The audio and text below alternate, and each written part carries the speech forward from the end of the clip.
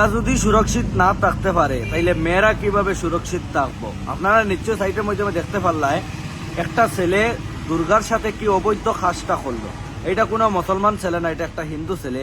আর হিন্দু ছেলে তার জানের যেন একটা মানে আর কি দুর্গা, তারপরেও কিন্তু দুর্গার লগে এইরকম অশ্লীল ভাবে কাজটা করলো। তো ভিডিওটা প্রথমে শেয়ার মাই দিবাই। যদি দুর্গা যেহেতু ভগবান মানুষ, তারা ভগবানটা যদি সুরক্ষিত রাখতে পারডা না, তাইলে এই মেয়েরারে কিভাবে সুরক্ষিত রাখতে পারবা? মেয়েরার উপরে তো রেপ কাণ্ড হয়তো চলতে পারে। তো দেখতে পারডা দুর্গারে রেপ করে এই সন্তানটারে অ্যারেস্ট করতে লাগে। যে কোনো ধর্ম হোক না কেন, আমরা যে কোনো ধর্মকে রেসপেক্ট করি। আর এইরকম যেন অবৈধ কাজ করবো আর হে বাঁচিয়ে থাকতো, এরকম আমরা মানি না।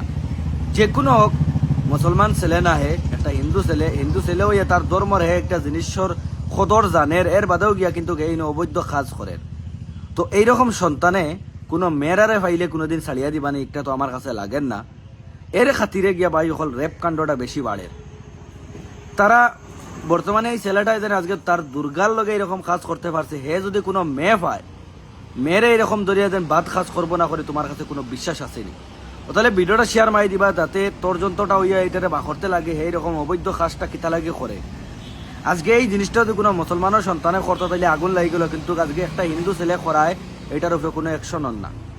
তো আমরা চাই যাতে এইটা জিনিসও অ্যাকশন হইতো। এখানে দেশের মাধ্যমে খুব ভয়াবহ পরিস্থিতি চলের, ওটা লাগি আমরা চাই এই জিনিসটার মাধ্যমে খুব জলদি একটা অতি সত্য অ্যারেস্ট করতে লাগে। অ্যারেস্ট করিয়া তার মানে আর কি সব হিট কমাই দিতে লাগে। দুর্গা মারে তার জাতর হেতো বুঝে দুর্গা মা কি, এই একটা হিন্দু ছেলে হেতো বুঝবো তার দুর্গা কি। আর দুর্গা বুঝিও তার বাদে দুর্গার সাথে এরকম অবৈধ কাজ করে। তো আপনারা নিজে বুঝো, তা আমরা বনিন কিভাবে সুরক্ষিত থাকবা।